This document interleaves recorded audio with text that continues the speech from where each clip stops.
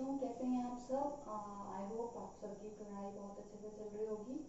Last class में जब हम मिले थे बेटा, तो हमने जो टॉपिक पढ़ा था वो पढ़ा था कि नंबर ऑफ इमेजेस कितने फॉर्म हो रहे हैं जब हमारे पास क्या है, दो प्लेन मिरर्स हैं। ठीक है, उसी वीडियो को आगे बढ़ाते हुए आज हम अपना तीसरा केस देखने वाले हैं कि जब हमारे पास क्या है, दो प्लेन मिरर्स ही हैं बट वो कैसे हैं, इंक्लाइन में है।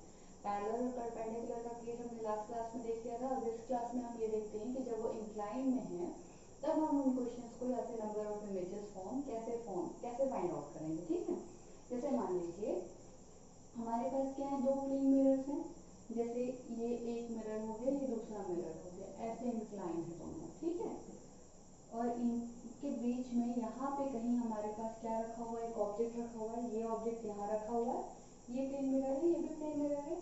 इससे वो मान लीजिए कोई एंगल बना रहा है 20 डिग्री का, इससे वो कोई एंगल बना रहा है 30 डिग्री का, कुछ भी हो सकता है ना। या फिर इससे बना रहा है मान लो 25 मान लिया, इससे मान लिया 45 डिग्री का एंगल बना रहा है। तो कैसा भी एंगल वो बना सकता है। ठीक है, अगर इस टाइप के कोई क्वेश्चंस हो तो हम इन क्वेश्चंस को कैसे सॉल्व करने वाले हैं, हम आज ये देखते हैं। पहले मैथड पढ़ते हैं, मैथड पढ़ने के बाद हम न्यूमेरिकल सॉल्व करेंगे। ये वीडियो थोड़ा लंबा चलने वाला है, तो आप थोड़ा कंसंट्रेशन और पेन और पेपर लेके बैठेगा साथ में। ठीक है, चलिए फिर स्टार्ट करते हैं। देखो, मान लीजिए कि क्या होता है ना, अगर ये पहले मैं स्टार्टिंग में मान लो दोनों के बीच का एंगल कितना 45, ताकि मैं आपको मेथड समझा सकूं। मान लिया ये 45 का एंगल है और यहाँ पे ये 45 का एंगल है और ये वाला एंगल भी कितना है मेरा 45 डिग्री का। यहाँ पे कोई ऑब्जेक्ट रखा हुआ है। ठीक है, अब यहाँ पे कोई ऑब्जेक्ट रखा हुआ है तो ये दोनों मिरर कैसे दिख रहे हैं मेरे, आप बताओ। इंक्लाइन में दिख रहे हैं क्या? बिल्कुल नहीं। परपेंडिकुलर दिख रहे हैं क्या? बोलो, परपेंडिकुलर तो दिख रहे हैं। दोनों के बीच में कैसा एंगल 90 डिग्री का। और परपेंडिकुलर के केस में हम कितने इमेजेस पढ़ेंगे, आपको नंबर ऑफ इमेजेस कितने बन रहे थे, 3। तो इसमें भी कितने बनने चाहिए, 3 ही बनने चाहिए। एक इमेज कहाँ बन रही होगी, यहाँ पे। दूसरी इमेज कहाँ बन रही होगी, यहाँ पे। और तीसरी इमेज कहाँ बन रही होगी, यहाँ पे।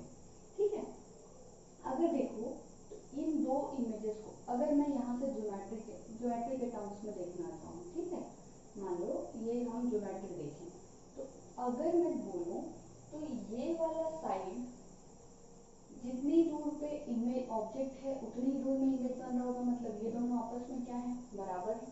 भाई जितनी दूर में ऑब्जेक्ट रखा है उतनी दूर में इमेज बन रहा होगा। ये साइड बराबर, ये वाला साइड भी बराबर, क्योंकि सेम लाइन ही है। ये वाला एंगल 45, तो ये वाला एंगल भी क्या हो रहा होगा, 45 ही आ रहा होगा मेरा। सेम वैसे ही ये वाला जितना डिस्टेंस है उतना ही ये डिस्टेंस होगा। ठीक, ये वाला जो एंगल है ये वाला भी क्या हो जाएगा, सेम एंगल हो जाएगा 45। अब हमारे पास देखो ये 40, ये डिस्टेंस सेम, यहाँ से ये डिस्टेंस सेम, यहाँ से ये डिस्टेंस सेम। मतलब अगर मैं यहाँ से एक सर्कल बनाना चाहूँ, भाई 3 पॉइंट्स मिल गए हैं, तीनों पॉइंट का एक ही सेंटर है, तो मैं सर्कल बना सकती हूँ। तो अगर मैं यहाँ से सर्कल बनाना चाहूँ या सर्कल बनाऊँ तो हमें ये देखने को मिलता है कि हमारा जो चौथा पॉइंट मिला है वो पॉइंट भी क्या होता है, हमारा इसी सर्कल में ही आता है। जब हम दो इमेज, देखो इस पॉइंट का ये इमेज इजीली बना सकते हो और पॉइंट लोकेट कर सकते हो, इस पॉइंट का ये इमेज इजीली बना के पॉइंट लोकेट कर सकते हो।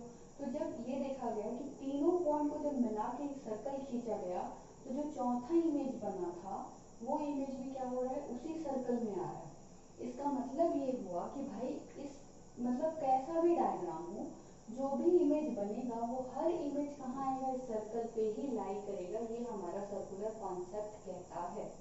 ठीक है, मतलब जैसे जितना ये आगे, जैसे ये इतनी दूरी आगे है उतनी ही दूरी पीछे ऑब्जेक्ट बनाते हो ना, तो सर्कुलर कॉन्सेप्ट ये कहता है कि भाई सर्कल में ही लाई कर रहा है। इसका क्या मतलब है कि जितना डिग्री वो आगे है उतना ही डिग्री क्या होगा, पीछे मेरा एंगल बनेगा। जैसे मान लिया अगर मैंने ये बोला कि 2 मीटर आगे है ऑब्जेक्ट, तो इमेज कहाँ बनाते हो, 2 मीटर पीछे। तो सेम वैसे ही अगर मैं बोलूँ कि 30 डिग्री आगे है तो हम 30 डिग्री की क्या बनाएंगे, पीछे इमेज बनाएंगे।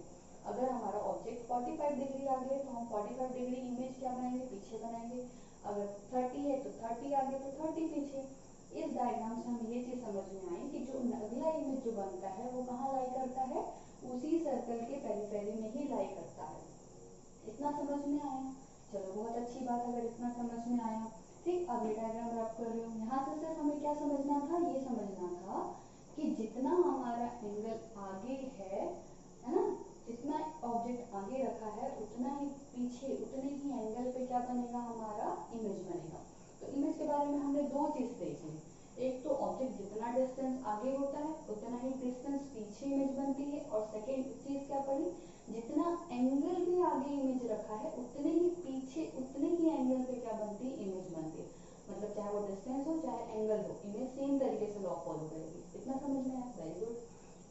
चलो देखो, मान लिया कि हमारे पास अगेन, अब तो मुझे पता है कि जितने भी इमेजेस बनेंगे वो कहाँ बनेंगे, इसी सर्कल पे लाइट करने वाले हैं।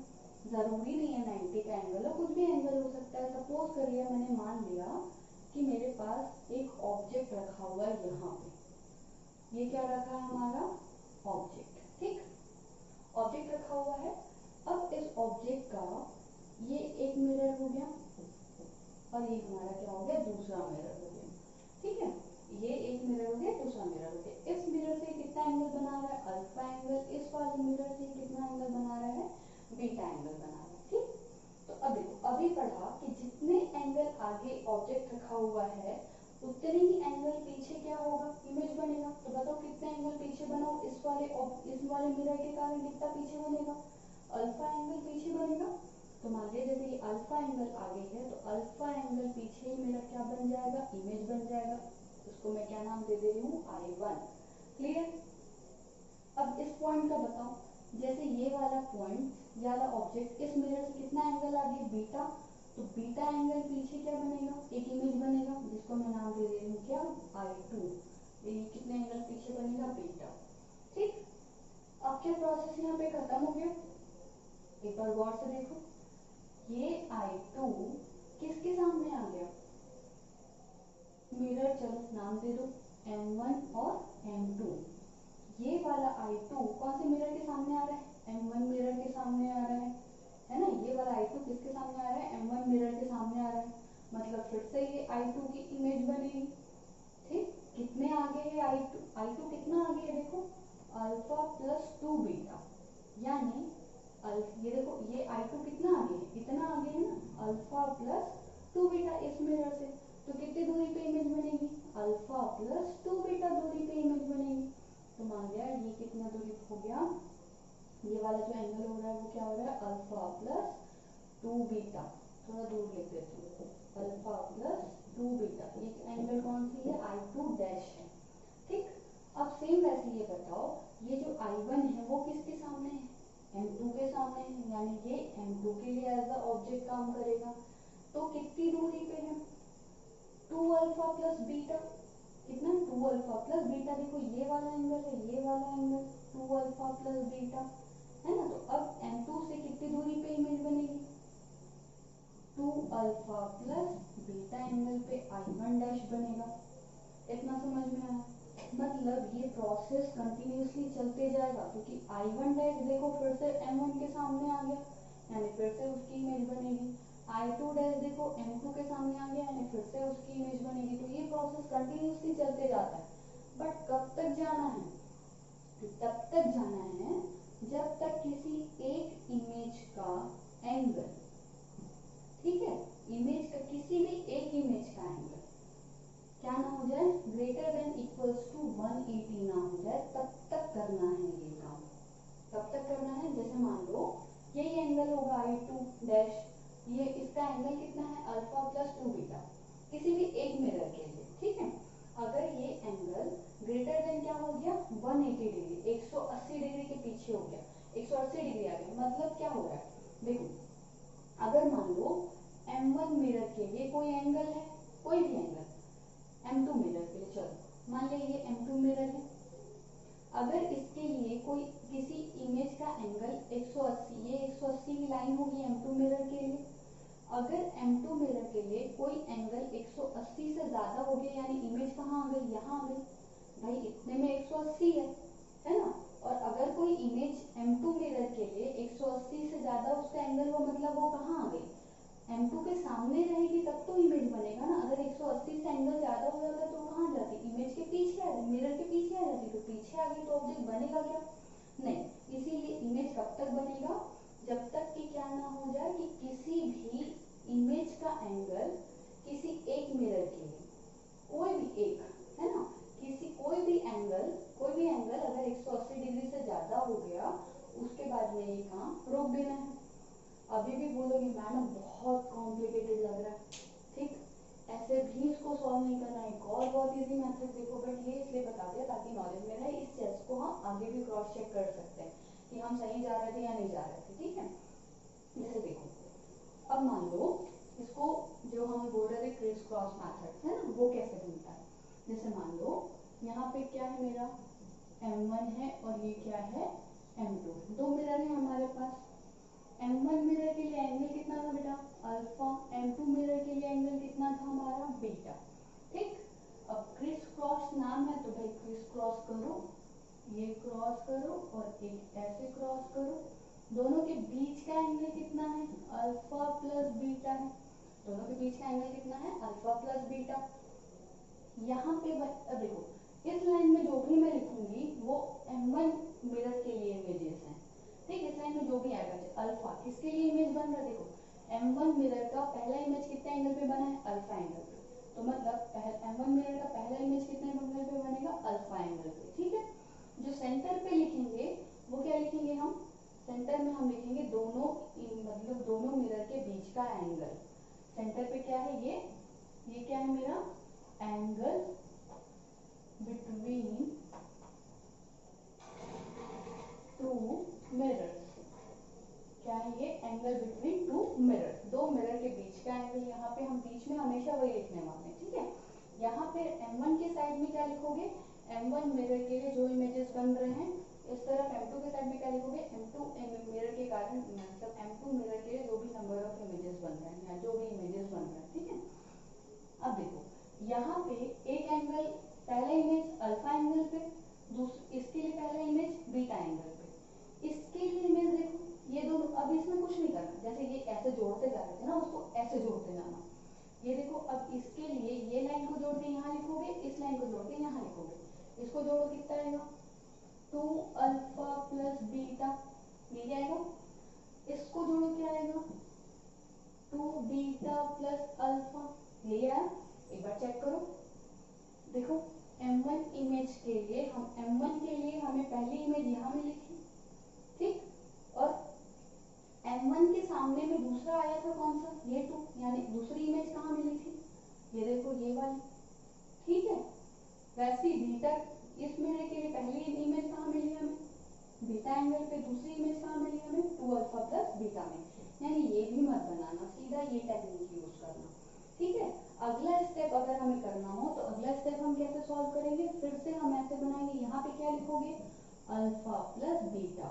यहाँ पे क्या लिखोगे, 3 अल्फा प्लस बीटा। और यहाँ पे क्या लिखोगे बेटा, 3 बीटा प्लस अल्फा। ये प्रोसेस ऐसे ही आगे चलाते जाना। अब बोलोगे मैडम कब तक चलाना है ना, तो तब तक चलाना है जब तक किसी एक साइड का, मान लो जैसे ये जोड़ रहे हैं, ठीक, तो ये कोई एक 180 के इक्वल या ग्रेटर देन ना हो जाए तब तक। 180 वाले को भी काउंट हम नहीं करेंगे, 180 से इक्वल या फिर ग्रेटर देन हो जाए तब तक हमें, उसके बाद हमें प्रोसेस रोक देना। जैसे मान लो इसको और इसको जोड़े, यहाँ पे आया 170, इसको और इसको जोड़े, यहाँ पे आया 180, ठीक। तो हमें प्रोसेस यहाँ पे क्या कर देना है, रोक देना है, ठीक है। प्रोसेस यहाँ पे रुक जाएगा। अब इतना कुछ समझ में आया। नंबर ऑफ इमेजेस कैसे काउंट करोगे भैया, वही तो काउंट करना सीख रहे हैं।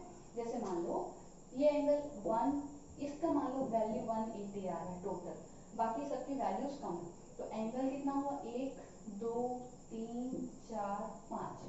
180 या 180 से ग्रेटर देन को हम काउंट नहीं करेंगे। तो टोटल एंगल कितने बन गए, 1 2 3 4 और ये 5 एंगल बन गए, ठीक। ये 5 इमेजेस बन गए। तो इस टाइप की डायग्राम में हम ऐसे ही काउंट करने वाले हैं, ठीक। तो नंबर ऑफ इमेजेस फॉर्म हम ऐसे काउंट कर लेंगे। इसके बेसिस पे भी हम वैसे ही काउंट कर सकते थे, ठीक है। मतलब हम बढ़ाते जाते तो हमें पता चल जाता कितना एंगल आ रहा है, ग्रेटर देन आ रहा है, ना कम आ रहा है या लेस देन आ रहा है। कुछ क्लियर हुआ, उतने अच्छे अच्छे से नहीं हुआ ना, अब जब न्यूमेरिकल बनाओगे ना ज़्यादा बेटर क्लियर हो जाएगा। चलो एक बार देखते हैं। ठीक, प्रोसेस क्लियर हुआ है, बहुत अच्छी बात।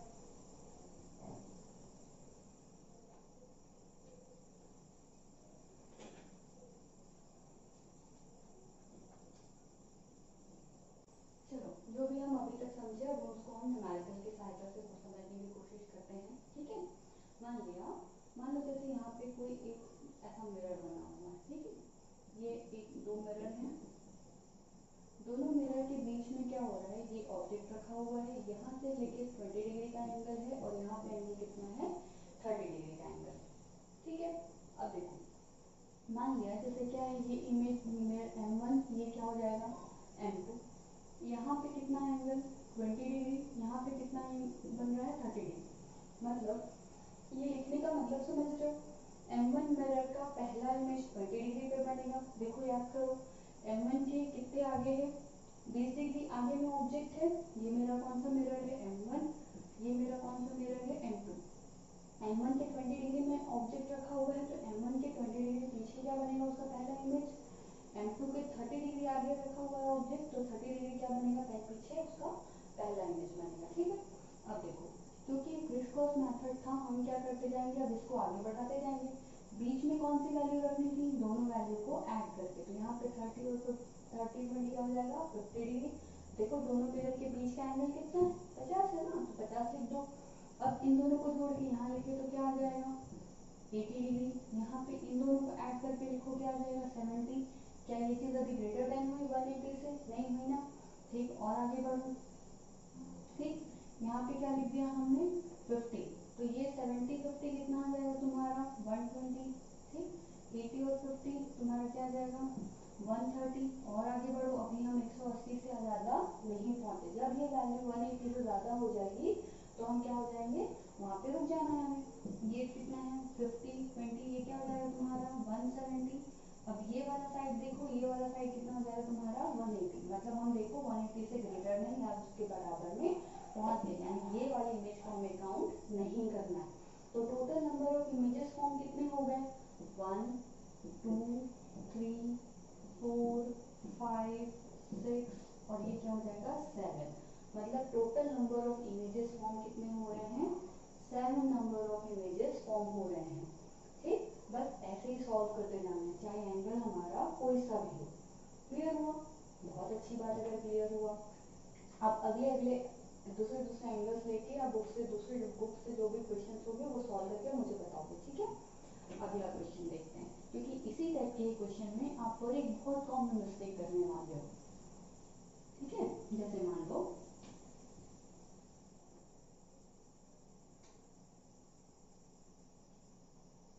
ये अगेन हमारे पास दो मिरर है। ठीक है, दोनों के बीच का एंगल बताओ। मान लिया मैंने ये 45 ये 45, कैसे दिख रहे हैं मिरर, ये मिरर मेरा M1 है, ये मिरर मेरा क्या है M2 है। दोनों कितने एंगल पे दिख रहे हैं बेटा 90 डिग्री पे या परपेंडिकुलर दिख रहे हैं। ठीक है, परपेंडिकुलर के लिए इमेजेस पढ़ो, कितने इमेजेस बनते हैं मैडम 3 इमेजेस बनते हैं, अगर आप लोग याद होगा। परपेंडिकुलर के लिए कितने इमेजेस पढ़े 3 इमेज पढ़े। उस चीज को हम क्या करते हैं क्रॉस चेक करके देखते हैं। चलो मान लिया ये हो गया M1, ये हो गया M2।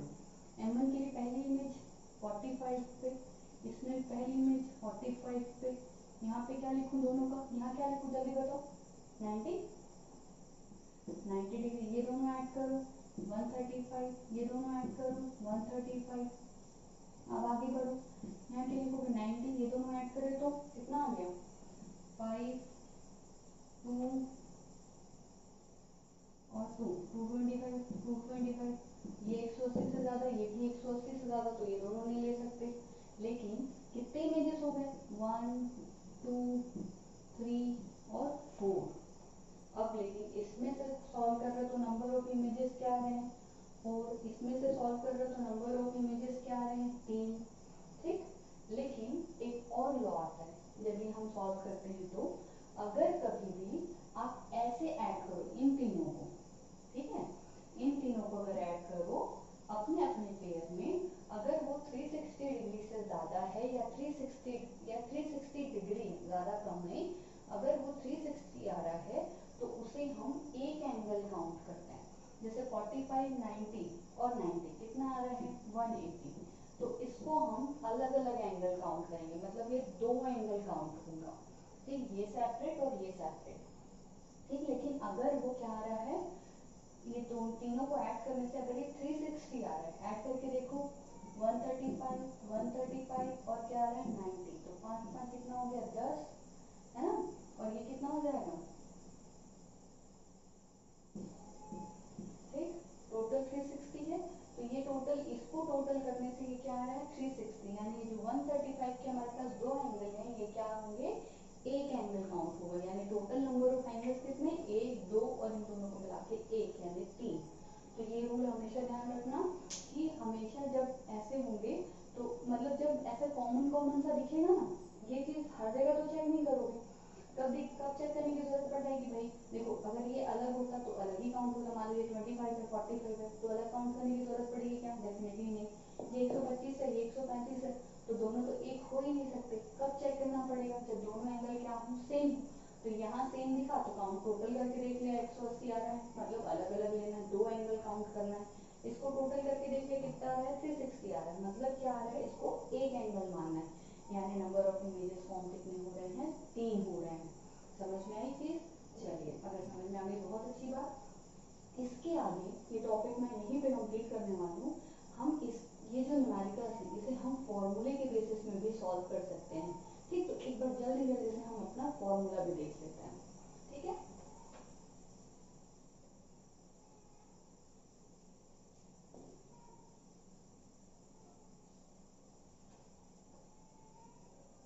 देखो फॉर्मूला बहुत इजी है, आप लोग पहले भी पढ़ चुके होंगे आई थिंक कहीं ना कहीं। देखो अगर if theta is the angle between theta is the angle between two plane mirror, if theta is the angle between two plane mirror, कोई भी अगर थीटा एंगल है, अगर तो थीटा एंगल है और हमने निकाला 360 डिवाइडेड बाय थीटा, क्या कैलकुलेट किया 360 डिवाइडेड बाय थीटा, तो अगर मान लो ये 360 डिवाइडेड बाय थीटा अगर क्या आता है इवन आता है, क्या बोला मैंने 360 डिवाइडेड बाय क्या निकाला थीटा, अगर ये जो आंसर है, ठीक, अगर ये आंसर क्या आ रहा है इवन आ रहा है, और सेकेंड केस क्या देखोगे, अगर ये जो आंसर है वो क्या आ रहा है ऑड आ रहा है, अब इसको इन पिलाने की जरूरत पड़ने वाली है ना, अभी देख लेते हैं। अगर ये जो 360 बाई थीटा निकाला है यहाँ पे कुछ आंसर आ रहा होगा, अगर ये आंसर क्या आ रहा है इवन आ सकता है या तो ऑड आ सकता है, दो ही चीज है,